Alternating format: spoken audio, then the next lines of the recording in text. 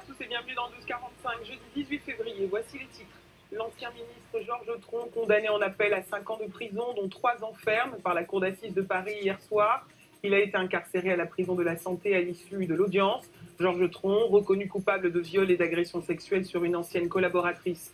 La découverte prometteuse d'un pharmacien-chercheur en Guadeloupe.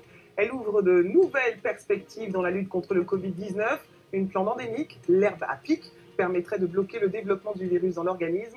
À l'horizon, peut-être un médicament pour soigner les malades du Covid. Je vous le disais en titre, une lueur d'espoir dans la lutte contre le Covid-19. En Guadeloupe, un pharmacien-chercheur, le docteur Henri Joseph, a identifié une plante endémique, l'herbe à pic, qui bloquerait le développement du virus dans l'organisme. Une découverte prometteuse qui pourrait déboucher sur un traitement. Le reportage d'Harold Dombion et Arnaud Sénégas.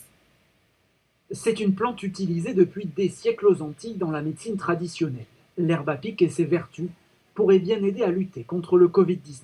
Nous, on ne s'intéresse pas au virus, mais à la cellule hôte, c'est-à-dire la cellule infectée. Et là, à ce moment-là, on va bloquer la réplication par ce qu'on appelle une immunité dite innée, propre à la cellule. La molécule d'herbe à pic agirait donc sur une enzyme qui permet au virus de s'implanter puis de se répliquer dans l'organisme. La plante pourrait ainsi être efficace contre d'autres virus à ARN, comme la grippe, la dengue ou l'hépatite C.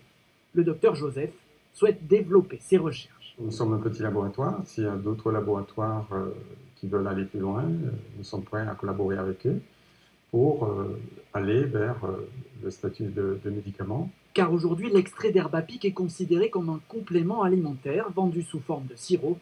Aux Antilles, son utilisation était déjà largement répandue. Je l'utilise depuis plusieurs années. Il y a longtemps que...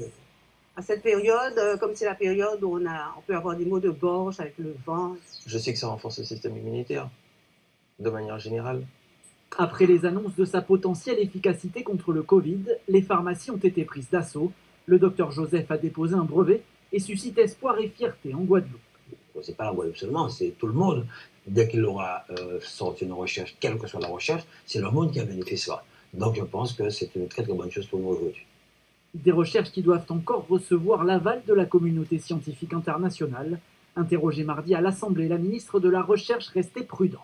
Il est encore trop tôt pour en dresser le bilan, mais évidemment, je ne peux, en tant que biochimiste, que reconnaître l'accord potentiel de molécules présentes dans les pharmacopées traditionnelles. Les autorités sanitaires de Guadeloupe appellent à poursuivre l'application des gestes barrières. Le dernier bilan fait état d'une nette augmentation des contaminations sur l'île.